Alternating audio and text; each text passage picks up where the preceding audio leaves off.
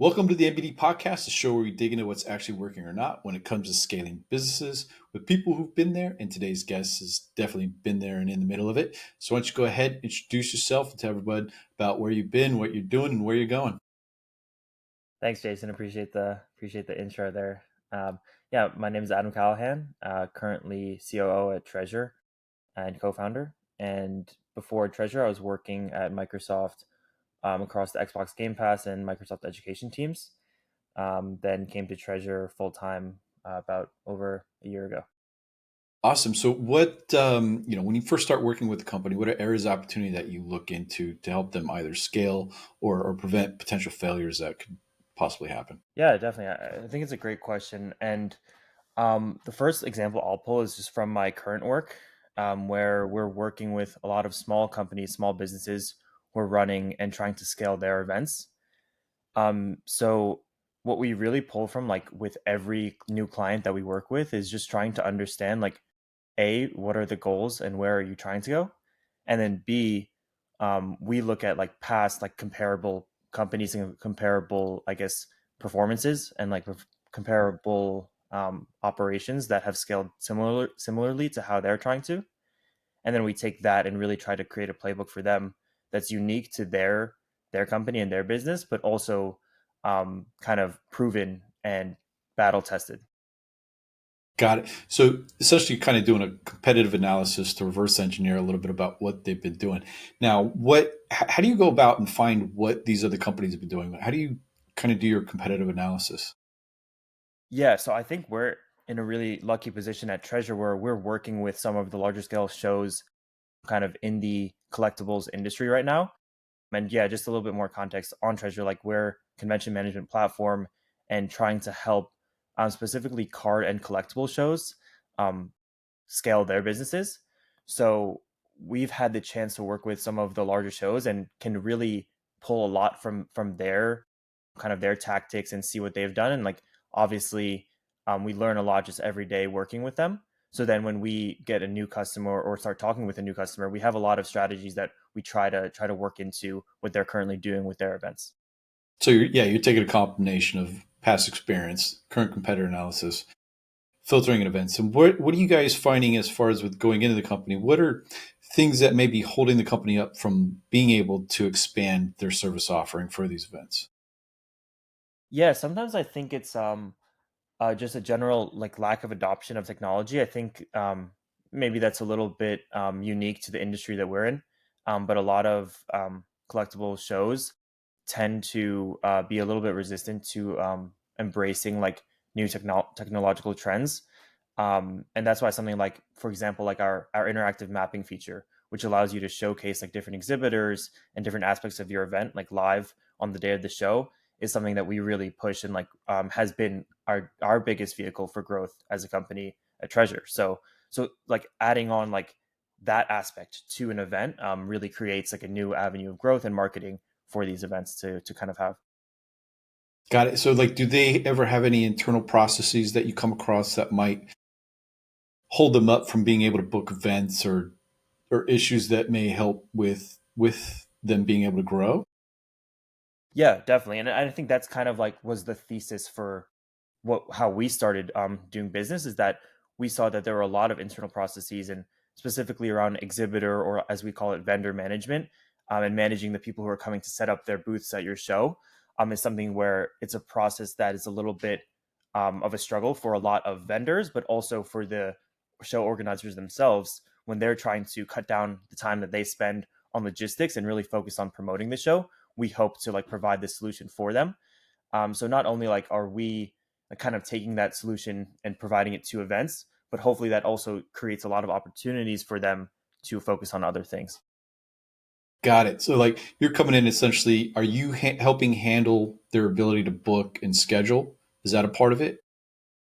Yes, exactly. So every show that we work with has the opportunity to sell tickets as well as vendor or exhibitor tables through the platform. So they can really run their entire registration process through Treasure as a platform if they wanted to. Where currently a lot of what they're doing for registration lives on DMs or phone calls, text Uh, messages, email. So we're trying to bring it all into one place for them. I can't imagine that having a Google sheet and they're like, all right, got this person, they're taking up this space here, and then you got another salesperson who's going, I got this person, they're taking up the same space because their sheets aren't aligned.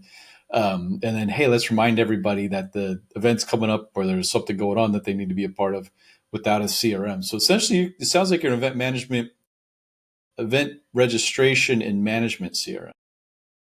Yes, exactly. I think that's a good way to put it. And like we're trying to be the one-stop shop for everything that we consider a convention, which is any event where there's a third-party vendor or seller setting up their booth to market or sell their goods. Got it. So they get in there. You start working with them. You identify, hey, leverage our system because that's going to essentially manage everything for you. So that way you're not jumping around trying to look through spreadsheets, DMs.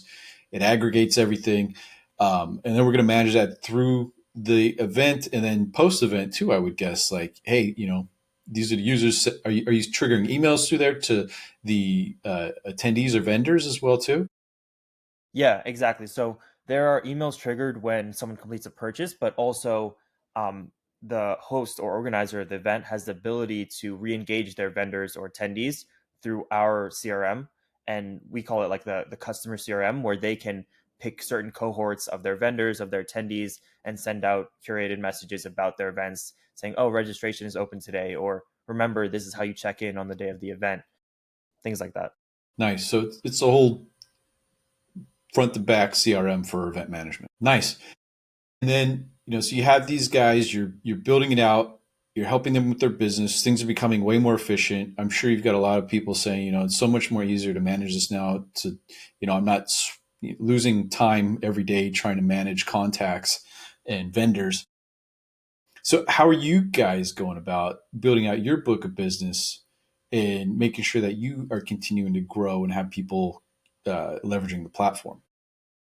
Yeah, so it's definitely been a journey, and like we're still learning every day about like ways to optimize and improve kind of the outreach and the sales pipeline for sure. What's been most successful for us so far is relying and living where these event organizers are living and where they're promoting their events. So that right now for our space is Instagram.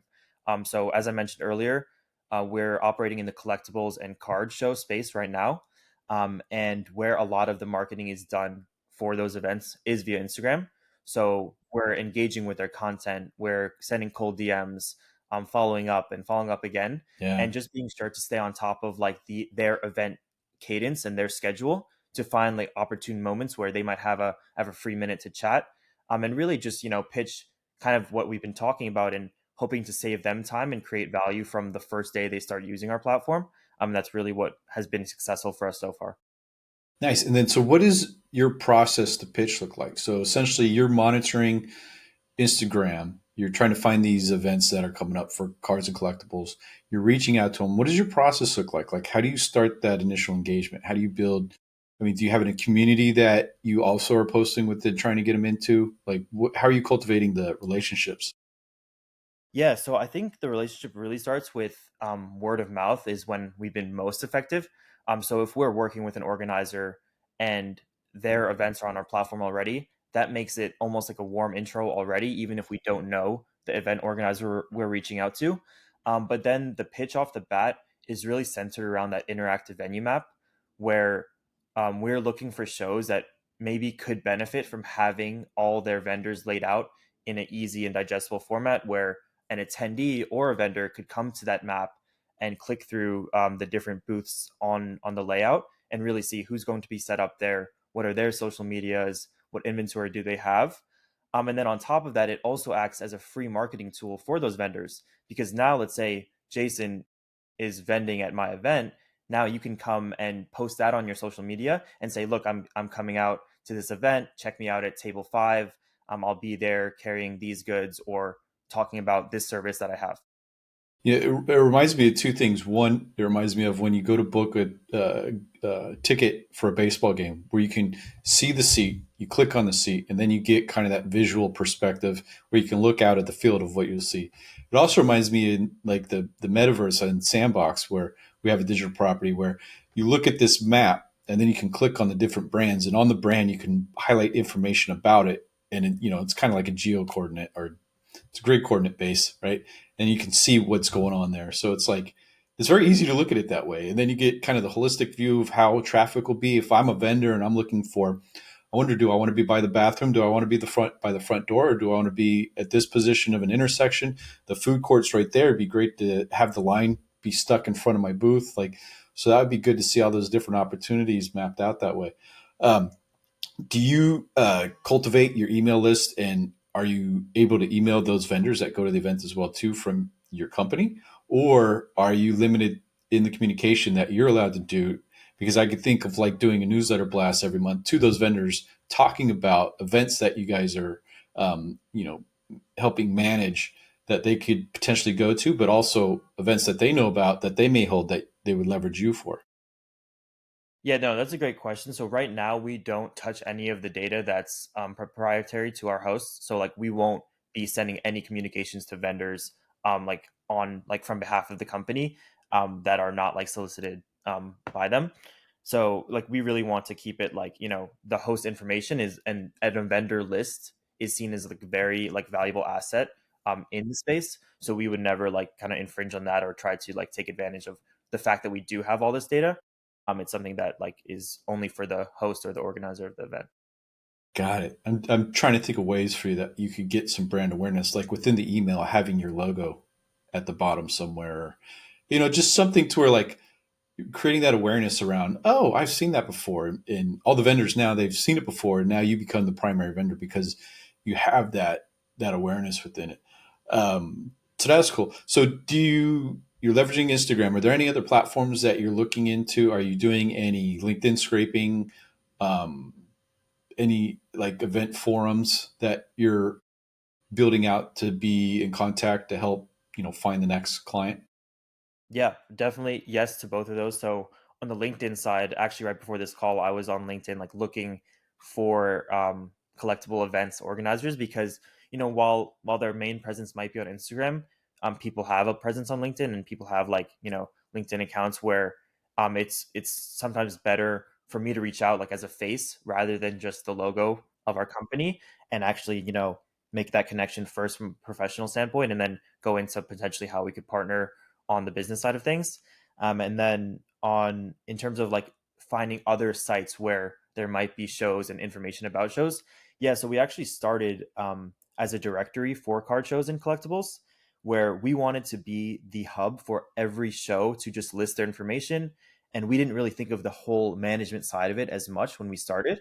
But we pulled a lot of inspiration from a very popular site called Sports Collectors Digest that posts all the shows in the across all 50 states and just lists their information in a very like HTML just text way. So we took that as a huge source for us to kind of get the ball rolling. And then there are also other companies coming up that are doing adjacent things to us. Like one that comes to mind is Hobby Box, which is a place where vendors can go and list all their inventory. At the events they're vending at. So that is another avenue where we can find like a bunch of leads through the events that they're working with. Yeah, yeah, poking at or getting into your competitors. It'd be interesting. Do you have plans to add any additional features in there, like showing what products they'll have at the event, like they're doing, and looking at competitors and be like, hey, we're gonna add this in phase 3 or 4. Yeah, I mean, so it's definitely on our mind, and like we're constantly trying to like figure out where are the opportunities for growth, and like how can we build features that will really get like vendors excited, get attendees excited, and keep like our promoters in love with the management capabilities that they have. But honestly, like right now, like our main focus is kind of still on the management side of things and just building out a really solid platform to manage your show and to have a really reliable place where you can go for all things that you need in terms of managing an event. Got it. Well, if someone was listening trying to scale right now, what's one piece of advice you wish you had earlier on? Yeah, that's great. I think I would say persistence is the key, and don't be deterred or don't lose faith just because there might be some challenges like early on. Um, that being said, it's not like we've achieved everything we want to by any means. We're still trying to grow every day and still trying to figure out the thing that will unlock the next level of growth. But if we had given up before we had our first customer, we wouldn't be where we are right now. So I think just staying committed, staying aware that if you really believe you have a problem on your hands that you're solving for someone, that the growth will come. As long as you stay focused on the task at hand and keep solving the problems for the people, then I think, yeah.